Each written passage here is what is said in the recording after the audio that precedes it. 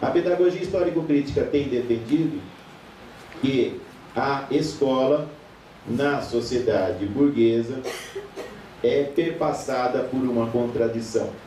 A educação escolar, os sistemas escolares na sociedade capitalista são perpassados por uma contradição.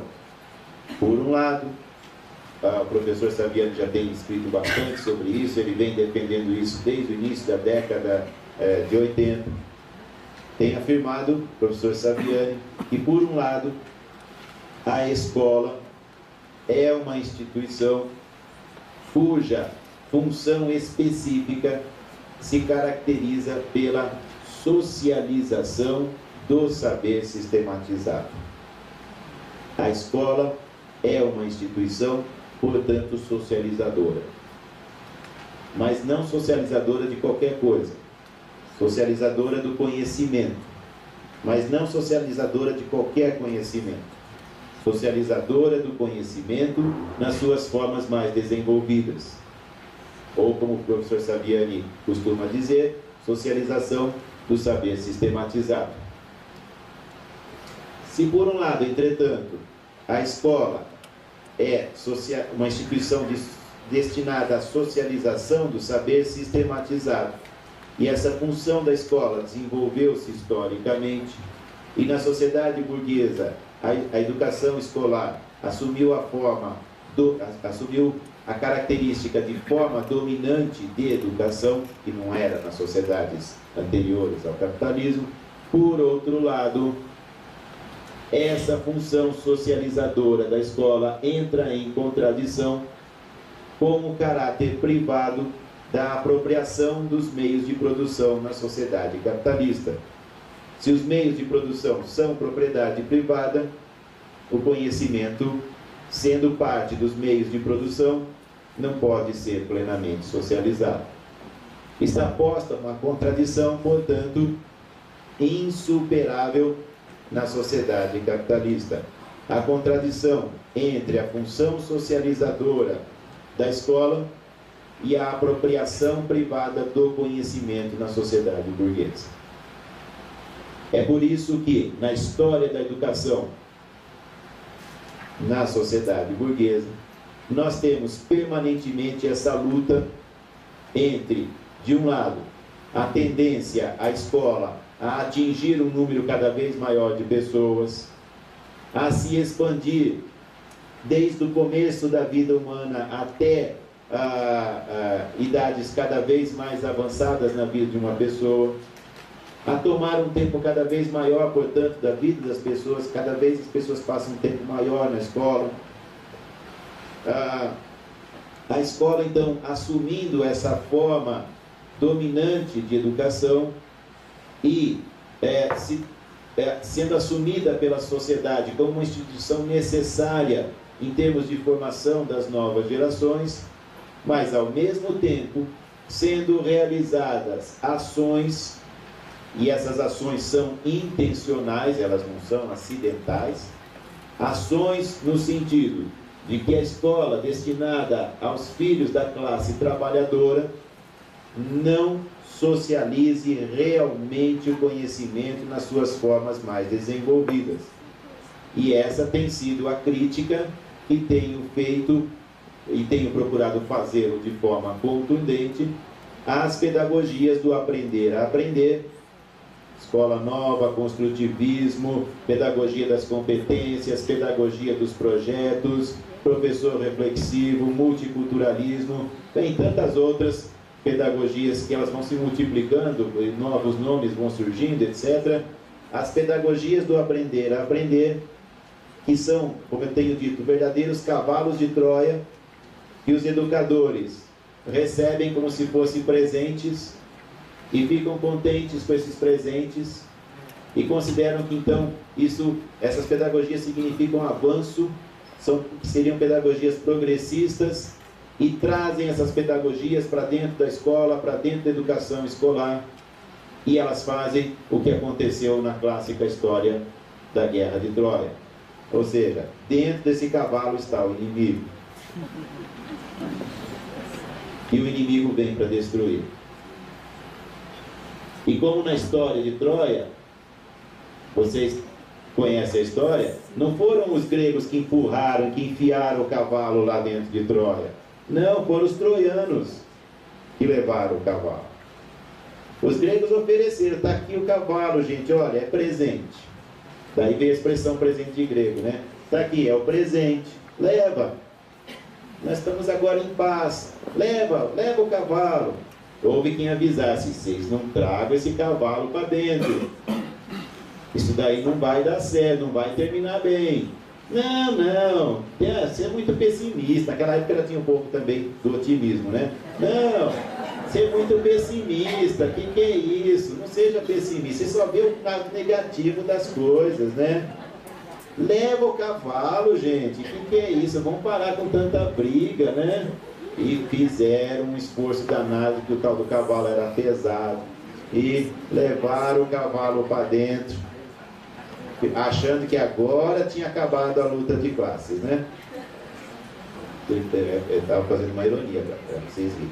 Então, e leva o cavalo para dentro e festeja a noite inteira e enche a cara, né? E depois que já estava todo mundo para lá de bêbado, sai o pessoal do cavalo e o final da história vocês conhecem.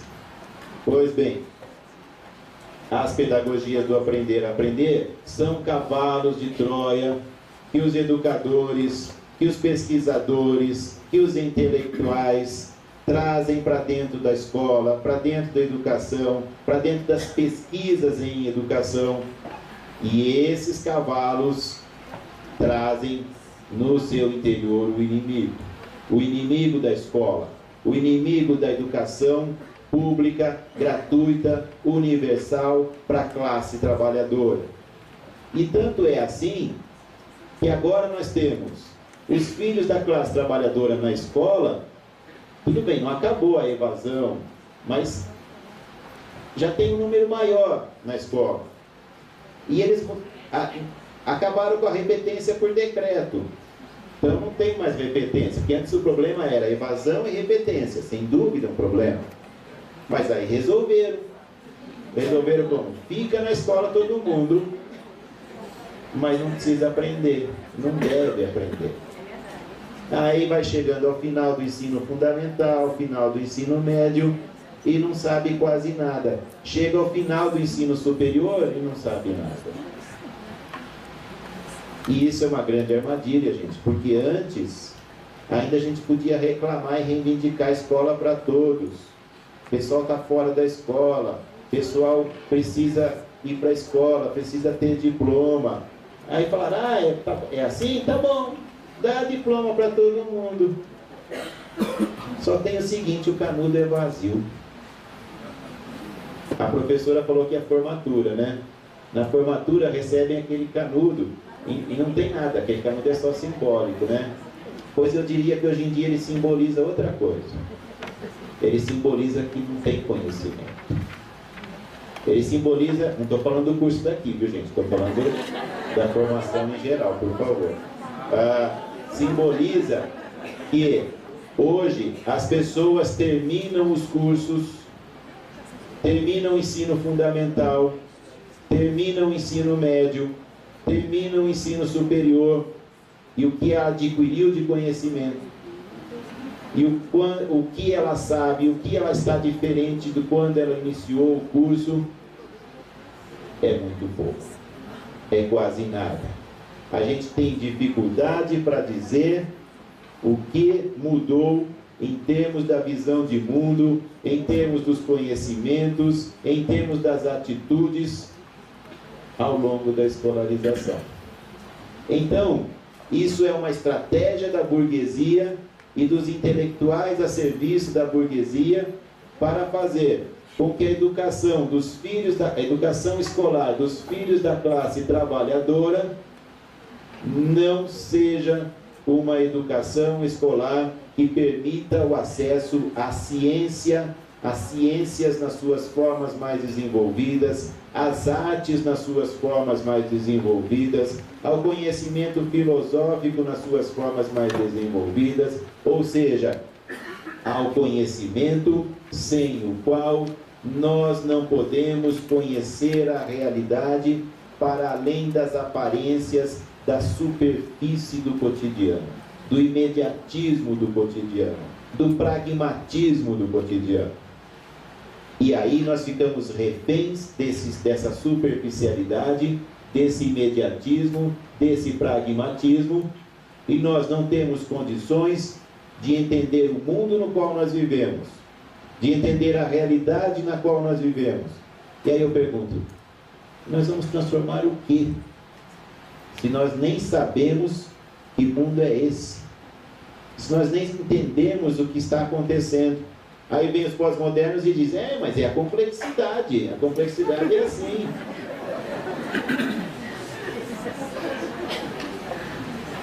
E o que a pedagogia histórico-crítica, que o meu tempo já está acabando, o que a pedagogia histórico-crítica defende de forma radical é que, sim, a escola não faz a revolução. A revolução socialista não será feita pela escola. Mas, para fazermos a revolução socialista, nós precisamos dominar conhecimentos. E quando falamos nós, é a classe trabalhadora, não é meia dúzia de intelectuais. Nós precisamos dominar o conhecimento que nos permita fazermos análise crítica dessa sociedade, compreendermos o que está se passando nela. E como analisou de maneira irrefutável em sua recente tese de livre docência, defendida no ano passado, da professora Lígia Márcia Martins, da Unesp de Bauru, tese na qual ela analisou as relações entre a psicologia histórico-cultural e a pedagogia histórico-crítica. Ela mostrou que as formas de pensamento, os processos intelectivos indispensáveis à compreensão da realidade natural e social para além das aparências, são formas intelectivas, são processos que não se desenvolvem nos sujeitos se os sujeitos não se apropriarem do conhecimento nas suas formas mais desenvolvidas.